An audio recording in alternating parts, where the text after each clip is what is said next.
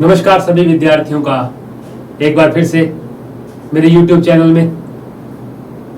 आज हम कक्षा 12 के पाठ 3 जो कि भारत लोक और अर्थव्यवस्था पुस्तक का है, मानव विकास, उस पर बात करेंगे। आज हम पहले भी जो मानव भूगोल के मूल सिद्धांत की पुस्तक है उसमें भी हम इस पर बात कर चुके हैं कि मानव विकास जो है उसके 3 घटक है, उसके 3 सूचक हैं, साक्षरता, प्रति व्यक्ति आय और हमने साथ में जीवन प्रत्याशा, ये 3 बिंदु पढ़े।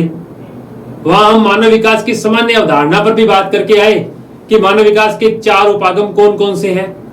इसके साथ हमने मानव विकास के 4 स्तंभों की भी वहां बात की थी, उत्पादकता, सशक्तिकरण, समता और सतत पोषणीयता पर। आज हम भारत में मानव विकास पर बात करेंगे कि भारत में मानव विकास में स्वास्थ्य, साक्षरता और प्रति व्यक्ति आय का सूचक क्या है, इसको पूरे परिप्रेक्ष्य में देखेंगे। तो मानव विकास,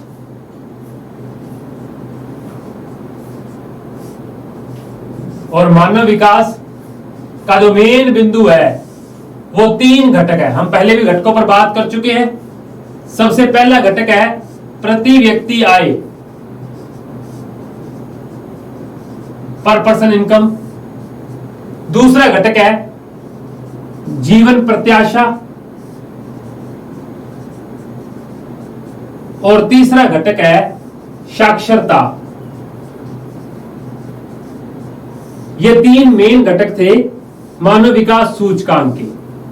अब जब हम इसे भारत के परिप्रेक्ष्य में देखेंगे तो आपकी पुस्तक के अनुसार मानव विकास की जो प्रथम रिपोर्ट है, या हम जो एनसीईआरटी में लिखा है कि मानव विकास की सबसे सही शुरुआत यूएनडीपी ने सन 1990 में अपनी रिपोर्ट को प्रकाशित करके शुरू की, और प्रति वर्ष मानव विकास का जो कार्यक्रम है वो इस रिपोर्ट को जारी करता है।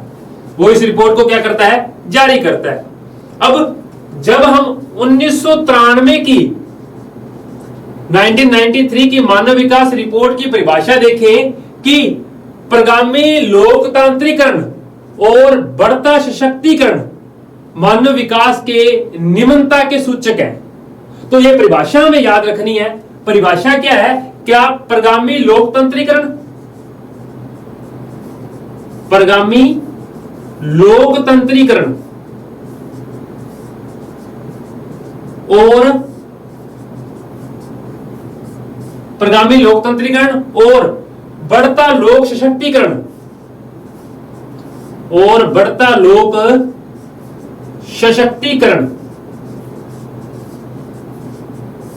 जो है वो मानव विकास की न्यूनतम दशाएं हैं, मानव विकास के निम्न स्तर के प्रोस्पेक्टिव है। एक तो ये परिभाषा हम याद रखेंगे कि कौन से 2 बिंदु मानव विकास की निम्नतम दशाएं हैं। तो पहला है प्रगामी लोकतांत्रिकरण और दूसरा है लोक सशक्तिकरण।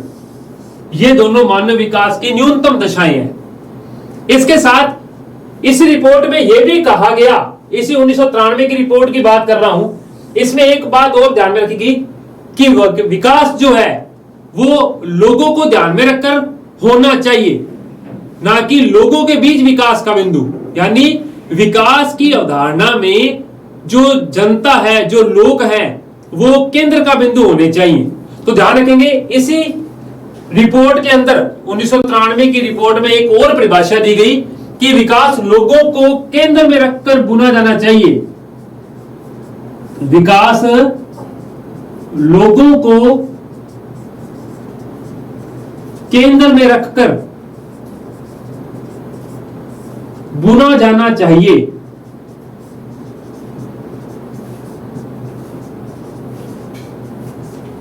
विकास लोगों को केंद्र में रखकर बुना जाना चाहिए, न कि विकास को लोगों के बीच रखकर, न कि विकास को लोगों के बीच रखकर। यह परिभाषा हम नोट कर लेंगे। ये 2 परिभाषाएं जो है वो 1993 की मानव विकास रिपोर्ट में दी गई है। चलिए अब विकास, एक बिंदु जो ऊपर ऊपर लिखा हुआ है, विकास का अर्थ अगर हम एक और परिप्रेक्ष्य में जाने तो इसका मतलब होता है स्वतंत्रता से, यानी इंडिपेंडेंस से। चाहे वो किसी भी चीज की स्वतंत्रता हो, हमें अपना विकल्प चुनने की स्वतंत्रता हो, किसी चीज के बारे में अपना तर्क देने की स्वतंत्रता हो, किसी बिंदु पर बोलने की स्वतंत्रता हो, तो सामान्य तौर पर विकास हमेशा स्वतंत्रता प्रदान करता है। और चाहे इसमें आधुनिकीकरण का पक्ष हो, शिक्षा का पक्ष हो, चाहे आप इसमें औद्योगिकीकरण का पक्ष देखें, चाहे आप इसमें लोकतंत्र का पक्ष देखें, किसी भी प्रकार के पक्ष में स्वतंत्रता जो है वो विकास का अभिप्राय होती है। यानी विकास अच्छा तब हो सकता है जब वहां के लोगों को स्वतंत्रता प्रदान की जाए। और स्वतंत्रता के मामले में चाहे वो आधुनिकीकरण का मामला हो, चाहे वो तकनीक का मामला हो, चाहे वो आपके द्वारा शिक्षा का मामला हो, चिकित्सा सुविधाएं हो, किसी भी प्रकार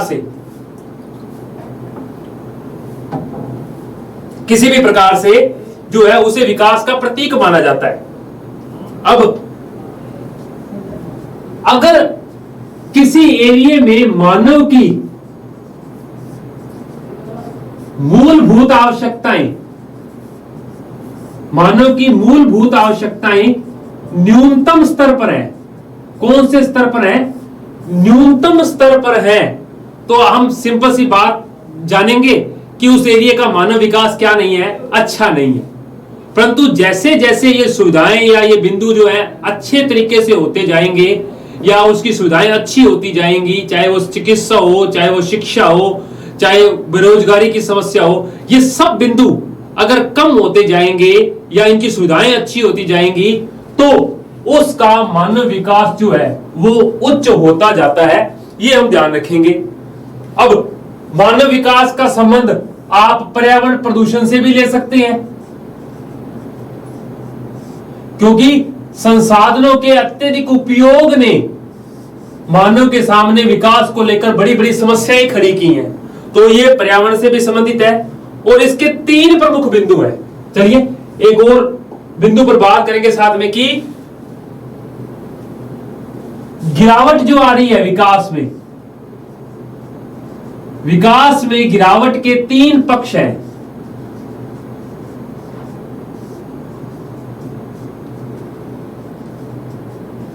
विकास में गिरावट के कितने पक्ष हैं? 3 पक्ष हैं कि विकास में गिरावट किस लिए आ रही है। इसमें पहला पक्ष है सामाजिक सामर्थ्य में कमी। सामाजिक सामर्थ्य में कमी,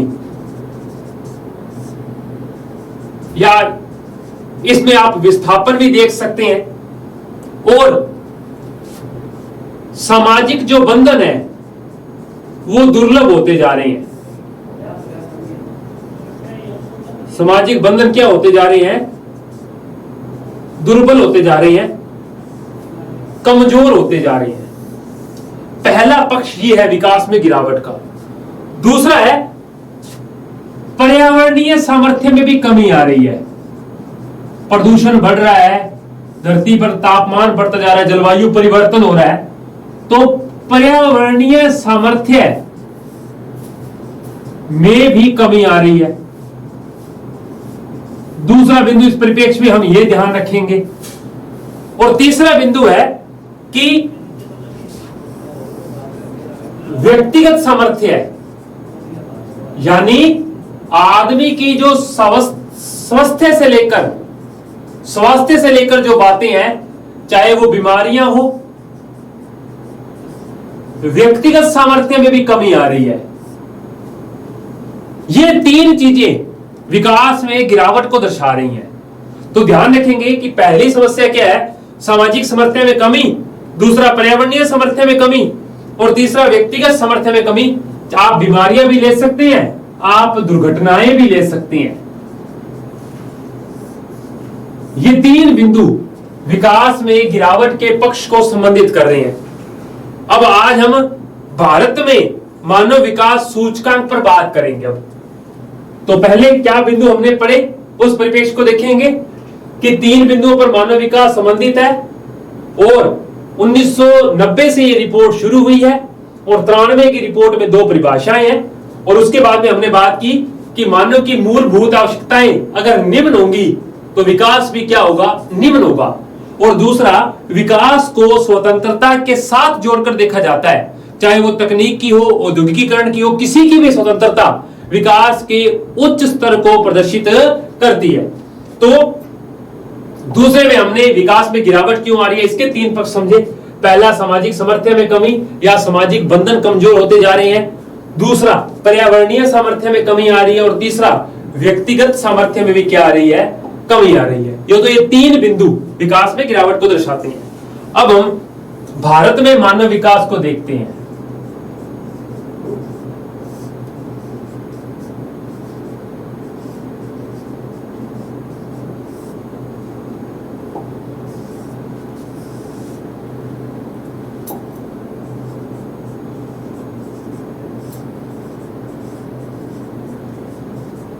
चलिए, हमने यूएनडीपी की रिपोर्ट पे बात की कि भारत जो है वर्तमान में 130वें स्थान पर है और हम पॉइंट 645 अंक के साथ मध्यम मानव विकास सूचकांक में आते हैं।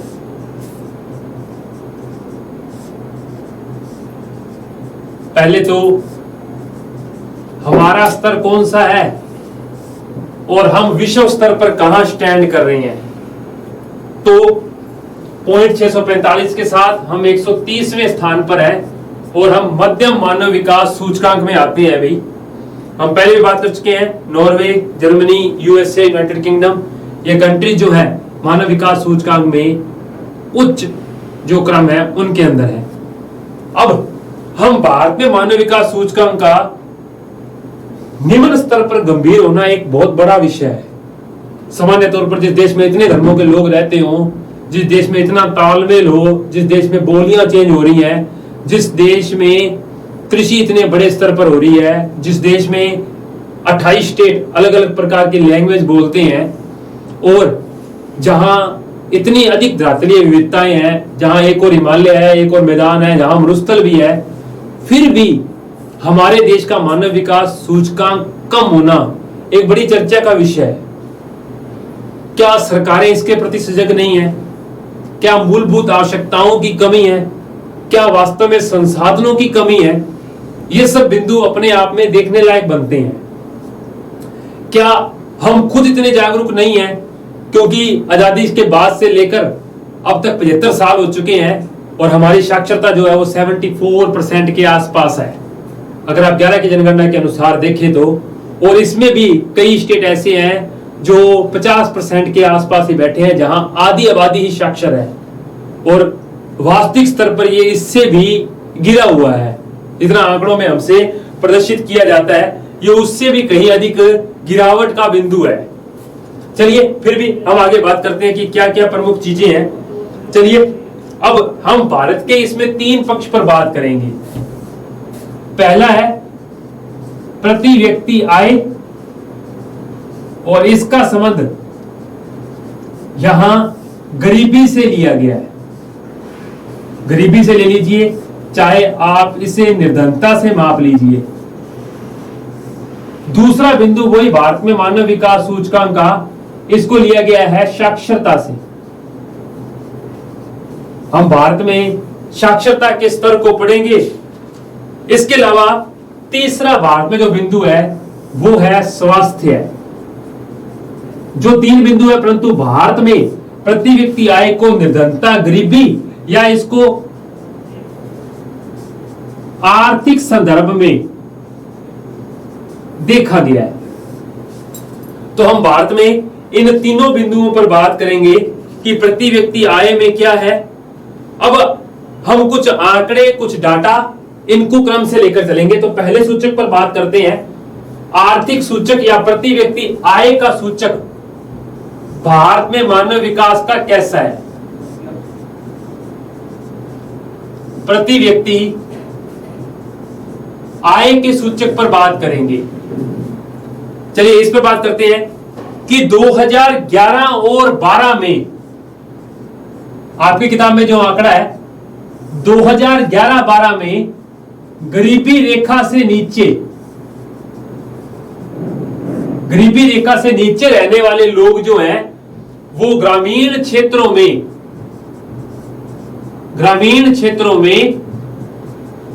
25.7% है। कितने प्रतिशत है?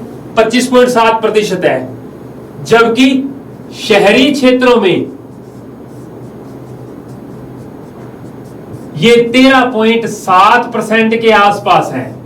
जबकि पूरे देश की बात की जाए तो 2011-12 में 21.9% लोग गरीबी रेखा से नीचे जीवन यापन कर रहे हैं। तो पहला, भारत में मानव विकास सूचकांक का निम्न होने का कारण है भारत में गरीबी रेखा से नीचे लगभग भारत की 1/4 पॉपुलेशन जो है वो लिव कर रही है, लगभग के आसपास। तो 21.9% लोग इसमें अनुमानित है। और अगर आप मणिपुर, उड़ीसा, दादरा नगर हवेली, छत्तीसगढ़ और एमपी को देखें, ये जो 5 स्टेट की मैंने बात की है, मध्य प्रदेश, छत्तीसगढ़, उड़ीसा, दादरा नगर हवेली और मणिपुर, यहां तो गरीबी का प्रतिशत 30% से भी नीचे है। तो यहां 30% पॉपुलेशन गरीबी रेखा से नीचे जीवन यापन कर रही है। कौन से 5 स्टेटों में? एमपी में, मणिपुर में, उड़ीसा में, छत्तीसगढ़ में और दादरा व नगर हवेली।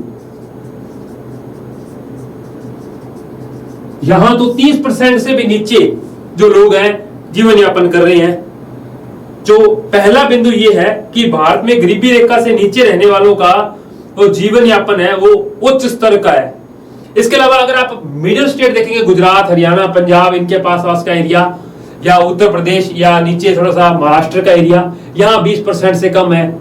और कई एरियो में ये 10% से भी कम है।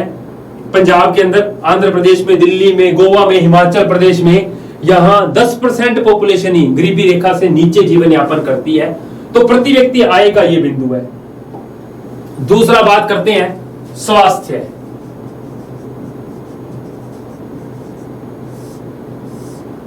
जो कि मानव विकास सूचकांक का दूसरा बिंदु है। भारत सरकार ने इसके लिए काफी सहयोग भी किए। और जब से भारत आजाद हुआ, यानी 1951 में जो मृत्यु दर भारत की 25.1% थी, वो दर जो है 2015 में 6.5 प्रति हजार पर आ गई। इसको परसेंट में नहीं, इसको प्रति हजार में देखेंगे। यानी 1951 में प्रति हजार पर जो मृत्यु दर थी वो 25 लोग थे, परंतु वर्तमान में ये कितने हैं? 6.5 है। यानी हमने स्वास्थ्य सुविधाओं में क्या कर लिया? सुधार कर लिया। और स्वास्थ्य सुविधाओं में सुधार से लोग बड़ा जीवन यापन कर रहे हैं, लंबा जीवन जी रहे हैं, जो कि उच्च मानव विकास का सूचक है। इसी में शिशु मृत्यु दर भी जो है, ये तो कुल है। अगर हम शिशु मृत्यु दर की बात करें तो जो 147 प्रति हजार थी, वो लगभग वर्तमान में 37 प्रति हजार पर आ गई है 2015 में। तो शिशु मृत्यु दर में भी हमने गिरावट जो है वो देखिए हमारे सामने। भारत में 2015 में जो जीवन प्रत्याशा, यानी जो लंबा जीवन जीने की उम्र 37.1 वर्ष थी, वो वर्तमान में 66 पॉइंट कुछ वर्ष हो गई, 66 वर्ष के आसपास हो गई। यानी औसत रूप से भारत में लगभग लोग 66 वर्ष अपना जीवन यापन करते हैं। महिलाओं में तो ये और भी अच्छा रहा, जो कि जो 36.2 वर्ष के आसपास थी, वो 70 वर्ष के आसपास चली गई। तो स्वास्थ्य सुविधाओं में सुधार होने से भी भारत के मानव विकास सूचकांक पर एक अच्छा है।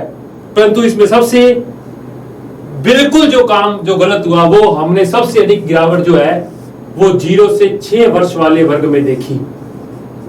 ये एक विपरीत आंकड़ा चल रहा है सुधार की तुलना में, ये नीचे गिरा है आंकड़ा। यहां सूचकांक में कुछ जो है, क्योंकि यहां हमारा लिंगानुपात जो है वो लगभग 857 के आसपास है, हरियाणा का या पूरे भारत का 888 के आसपास है, ये अत्यधिक गिरावट का पक्ष रहा। तो इस पर भी हम ध्यान रखेंगे। ये दूसरा बिंदु था। तीसरा बिंदु है साक्षरता। और साक्षरता आपको हमेशा गरीबी से ऊपर उठाती है, दासता से, बंधुआकरण से, इन सब चीजों से जो है सुधार उपेक्षित होता है साक्षरता के द्वारा। चलिए आगे बात करते हैं। और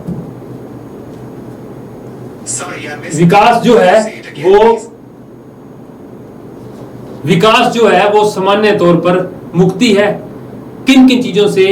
दासता से, बंदीकरण से, समाजीकरण से, इन सब चीजों से, गरीबी से, इन सब चीजों से ऊपर उठना ही विकास का एक मात्रक होता है। और इसमें साक्षरता का बहुत बड़ा रोल है। अब भारत में सर्वाधिक साक्षर राज्य जो है वो केरल है। चलिए इसी बिंदु पर बात करते हैं, साक्षरता। चलिए भारत में ध्यान रखेंगे 2011 के अनुसार कुल साक्षरता 74.04% है। कुल साक्षरता की बात कर रहा हूं, डाटा ही ध्यान रखना है। जबकि स्त्री साक्षरता जो है वो 65.46% है। यानी महिला साक्षरता 65% के आसपास ही है भारत में। और जबकि स्त्री साक्षरता का एक विभिन्न पक्ष देखने को मिलता है कि दक्षिणी भारत में, साउथ इंडिया में जो महिला साक्षरता है वो स्त्री साक्षरता के औसत से भी ज्यादा है। यानी उत्तर भारत में महिलाएं इतनी अधिक साक्षर नहीं है जितनी कि दक्षिणी भारत की महिलाएं जो है वो है। भारत में बिहार में साक्षरता दर अत्यधिक कम है। तो बिहार की साक्षरता दर जो आप देखेंगे वो लगभग 63.82% है। इसी के विपरीत अगर आप केरल को देखें तो उसकी साक्षरता दर 93.09% है। यानी वहां 100 में से 93 लोग पढ़े हैं। इसी प्रकार मिजोरम में ये 91.58% है। मिजोरम में ये 91.58% है। तो एक तो कुल डाटा हमें ध्यान रखना है कि क्या क्या है। अब भारत में मानव विकास सूचकांक में सबसे ऊपर का राज्य कौन सा है? केरल है। ये बात हम ध्यान रखेंगे। भारत में सर्वाधिक मानव विकास सूचकांक जो है वो केरल राज्य का है। इस बिंदु को आप नोट कर लेंगे। इसके बाद दिल्ली, हिमाचल प्रदेश, गोवा और पंजाब।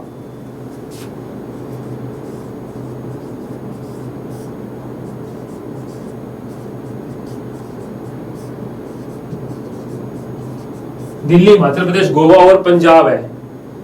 इसके अलावा झारखंड, मध्य प्रदेश, बिहार, उड़ीसा और छत्तीसगढ़। झारखंड, मध्य प्रदेश, बिहार, उड़ीसा और छत्तीसगढ़ का मानव विकास सूचकांक अत्य ही न्यून है। ये अधिक वाले हैं और ये न्यून वाले हैं। ये हम ध्यान रखेंगे कि भारत में मानव विकास सूचकांक ये है। अब हमारे लिए लास्ट में कुछ 4-5 किताबें हैं जो हमें ध्यान रखनी है। एक तो ध्यान रखेंगे कि क्लब ऑफ रोम,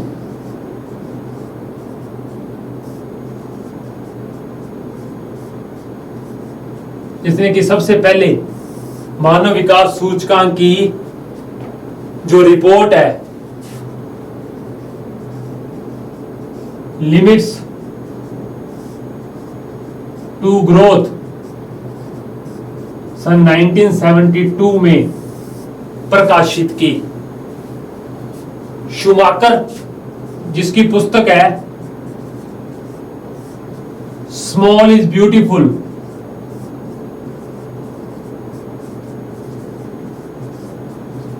सन 1974 में प्रकाशित हुई। यह भी ध्यान रखेंगे। तीसरा है ब्रकलैंड आयोग।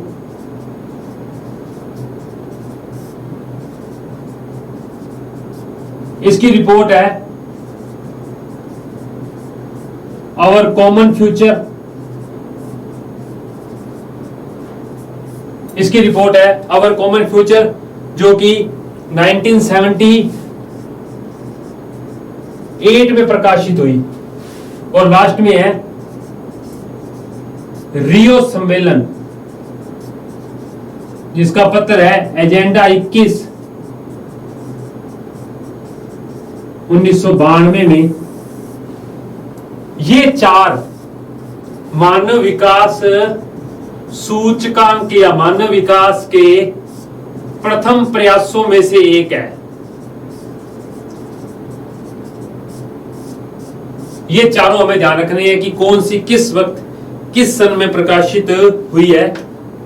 ये आपका चैप्टर नंबर 3 था, भारत में मानव विकास सूचकांक। इस चैप्टर में आपके बुक के हिसाब से क्या क्या चीजें इंपॉर्टेंट थी उस पर हमने बात की। धन्यवाद।